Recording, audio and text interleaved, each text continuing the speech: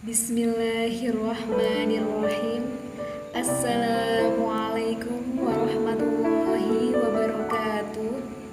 Perkenalkan, nama saya Agisna Inayati dengan nomor induk mahasiswa 12207193131 dari Fakultas Tarbiyah dan Ilmu Keguruan, Prodi Manajemen Pendidikan Islam, Universitas Islam Negeri Sayyid Ali Rahmatullah Tulungagung. Di sini saya akan presentasikan kerangka acuan kerja praktik pengelolaan pendidikan di Madrasah Aliyah Darul Huda Wonodadi Blitar. Sebelumnya, saya akan memaparkan profil Madrasah Aliyah Darul Huda Wonodadi Blitar. Nama madrasah MA Darul Huda.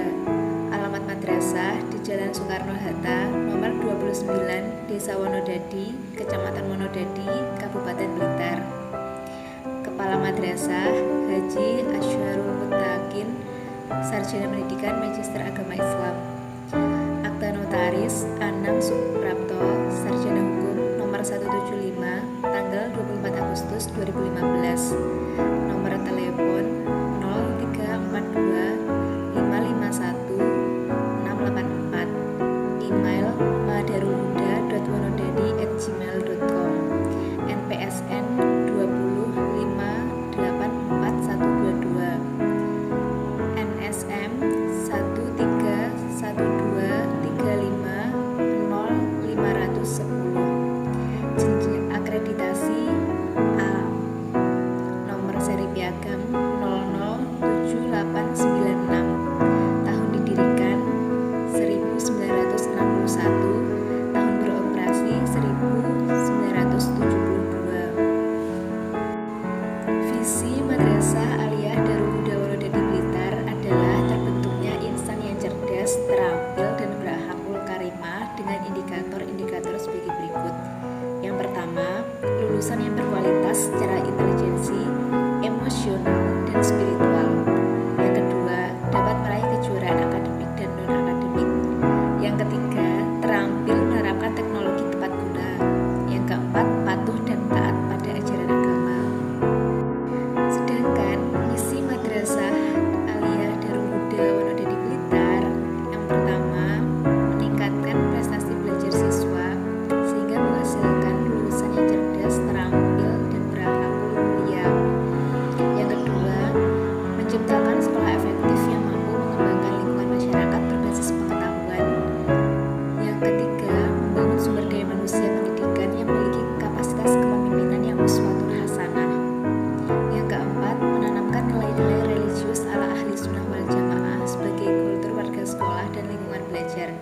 Yang kelima, membangun jaringan yang berbasis mutual improvement antara sekolah dan masyarakat. Madrasah Aliyah Darul Huda Wonodadi Blitar memiliki tujuan madrasah yang terbagi menjadi dua, yaitu tujuan umum dan tujuan khusus. Tujuan umum madrasahnya berupa: pertama, melaksanakan sebagaimana tugas pembangunan nasional khususnya di bidang keagamaan dan pendidikan. Yang kedua, melaksanakan sebagaimana tugas pembangunan Departemen Agama khususnya di bidang pendidikan. Yang ketiga, melaksanakan tugas pembangunan Kanwil Departemen Agama Provinsi Jawa Timur khususnya di bidang tingkat aliyah. Yang keempat, melaksanakan sebagaimana program kerja Departemen Agama Kabupaten melalui pelaksanaan maksimal program kerja Madrasah Aliyah Darul Huda Wonodadi Blitar. Sedangkan tujuan khusus Madrasah Aliyah Darul Huda Wonodadi Blitar berupa: yang pertama, meningkatkan prestasi lulusan secara kualitatif dan kuantitatif dalam bentuk tingginya nilai ujian madrasah. Yang kedua, mengembangkan pembelajaran inovatif yang mampu mengeksplorasi potensi akademik siswa untuk semua bidang keilmuan atau mata pelajaran dan bidang terapan atau teknologi. Yang ketiga, mengembangkan kegiatan ekstrakurikuler berbasis life skill education yang sesuai dengan potensi, kebutuhan, bakat, dan minat peserta didik. Yang keempat, mengembangkan kemampuan guru dalam kegiatan penelitian baik PTK, eksperimen maupun studi kasus. Yang kelima, mengembangkan kecintaan terhadap nilai-nilai kejujuran, keadilan, akhlakul karimah, dan profesionalisme. Yang keenam, mengembangkan kelas khusus atau bilingual dengan standar nasional dan internasional. Yang ketujuh, menerapkan manajemen pendidikan mutu berbasis sekolah atau MP/MBS berdasarkan kejujuran, keterbukaan, dan profesionalisme. Yang kedelapan, mengembangkan layanan prima dengan mengutamakan kepuasan konsumen, yaitu siswa dan orang tua siswa. Berikutnya, saya akan menjelaskan tentang kerangka acuan kerja, praktik pengelolaan dan administrasi kesiswaan di Madrasah Aliyah Darul Huda Wonodadi Blitar. Kerangka acuan kerja merupakan informasi terkait sistematika sesuatu kegiatan yang akan terlaksana. Kerangka acuan kerja ini membahas praktik dan pengelolaan administrasi kesiswaan, sistematika yang harus dipenuhi dalam pembuatan kerangka acuan kerja sebagai berikut. Yang pertama, latar belakang. Yang kedua, nama kegiatan. Yang ketiga, maksud dan tujuan. Yang keempat, indikator pengeluaran. Yang kelima, pelaksanaan kegiatan. Yang keenam, lokasi kegiatan. Yang ketujuh, pelaksanaan dan penanggung jawab kegiatan. Yang kedelapan, jadwal kegiatan. Yang kesembilan, anggaran kegiatan. Latar belakang pembuatan kerangka acuan kerja, pengelolaan dan administrasi kesiswaan memiliki dasar hukum. Yang pertama, Undang-Undang Nomor 20 Tahun 2003 tentang Sistem Pendidikan Nasional. Yang kedua, Peraturan Menteri Pendidikan Nasional Nomor 39 Tahun 2008 tentang Pembinaan Kesiswaan. Yang ketiga, Undang-Undang Nomor 2 Tahun 1989 tentang Sistem Pendidikan Nasional. Yang keempat, Peraturan Pemerintah Nomor 29 Tahun 1990 tentang Pendidikan Menengah sebagaimana telah diubah dengan Peraturan Pemerintah Republik Indonesia Nomor 56 Tahun 1999. Gambaran umum. Pendidikan nasional memiliki tujuan mencerdaskan kehidupan bangsa dan mengembangkan manusia Indonesia yang seutuhnya. Dalam Undang-Undang Nomor 20 Tahun 2003 menyebutkan bahwa pendidikan adalah usaha sadar dan terencana untuk mewujudkan suasana belajar dan proses pembelajaran agar peserta didik secara aktif mengembangkan potensi dirinya guna memiliki kekuatan spiritual, keagamaan, pengendalian diri, kepribadian, kecerdasan, akhlak mulia, serta keterampilan yang diperlukan dirinya, masyarakat, bangsa, dan negara. Ada 10 tujuan pendidikan nasional, yaitu mengembangkan potensi peserta didik menjadi manusia yang beriman dan bertakwa kepada Tuhan Yang Maha Esa, berakhlak mulia, sehat, berilmu, cakap, kreatif, mandiri, dan menjadi warga negara yang demokratis serta bertanggung jawab. Nah, dari 10 tujuan pendidikan nasional tersebut dapat disimpulkan bahwa tujuan dari pendidikan sendiri adalah membentuk akhlak atau karakter peserta didik. Lembaga pendidikan sebagai tempat terselenggaranya pendidikan formal hendaknya memahami tujuan pendidikan ini. Lembaga pendidikan dewasa ini harus mampu menghapus paradigma pendidikan di sekolah yang seringkali mengutamakan prestasi akademik maupun non-akademiknya, tapi mengesampingkan perilaku peserta didik. Oleh karena itu, perlu adanya manajemen peserta didik yang mumpuni. Manajemen peserta didik atau manajemen kesiswaan merupakan proses pengurusan segala hal yang berkaitan dengan siswa, mulai dari penerimaan siswa sampai dengan siswa menamatkan pendidikannya. Tujuan utama manajemen kesiswaan adalah mengatur berbagai kegiatan dalam bidang kesiswaan agar kegiatan pembelajaran di sekolah dapat berjalan dengan lancar, tertib, dan teratur, serta mencapai tujuan pendidikan sekolah yang berjalan secara efektif dan efisien. Selain itu, manajemen kesiswaan di sekolah yang berjalan dengan baik dan berdaya guna akan membantu seluruh staf maupun masyarakat untuk memahami kemajuan sekolah. Manajemen kesiswaan bertugas dalam perencanaan peserta didik, penerimaan peserta didik baru, pencatatan peserta didik pada buku induk, pembuatan dan pengawasan serta pelaksanaan tata tertib, daftar kehadiran peserta didik, mutasi peserta didik, lulusan peserta didik, alumni, pembinaan OSIS, pembinaan ekstrakurikuler, pembinaan program unggulan akademik dan non-akademik.